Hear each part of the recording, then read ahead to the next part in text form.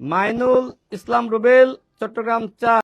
আসন্ন ত্রয়োদশ জাতীয় সংসদ নির্বাচনত চট্টগ্রাম ৬ সীতাকুণ্ড আকবর্ষা পাহাড়তলী আংশিক আসনত গণ অধিকার পরিষদ মনোনীত প্রার্থী ট্রাক মার্কায় মাইনুল ইসলাম রুবেল সীতাকুণ্ড প্রেস ক্লাব ও সাংবাদিকলর ফোয়ারে মত বিনিময় করছি। মেধাবী মুখ মাইনুল ইসলাম রুবেল আফসার ভাইকে এই আসনে মনোনয়ন দিয়েছেন। আমি তাকে এই আসনে মনোনয়ন দেওয়ার জন্য আমার দলের সংগ্রামী সভাপতি সাধারণ সম্পাদককে ধন্যবাদ এবং কৃতজ্ঞতা জ্ঞাপন করছি। এর আগে গত ডিসেম্বরের ১৩ তারিখ গণ অধিকার পরিষদত কেন্দ্রীয় কার্যালয় তারে মনোনয়নপত্র তুলিতে দলর প্রধান ভিপি নূর ডিসেম্বরের ২৯ তারিখ শুক্রবার আজনে সীতাকুণ্ড রুগ্গ রেস্টুরেন্টত আয়োজিত এ সভাত ও নিজ নির্বাচনী পরিকল্পনা ও রাজনৈতিক অবস্থান তুলি ধরে।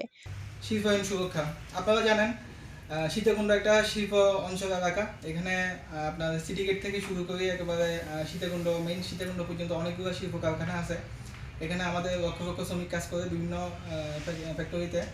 তো সেখানে শিল্প কারখানার শ্রমিকদের নিরাপত্তা এবং তাদের নিয়মিত নিরাপত্তা অডিট বাধ্যতামূলক করব।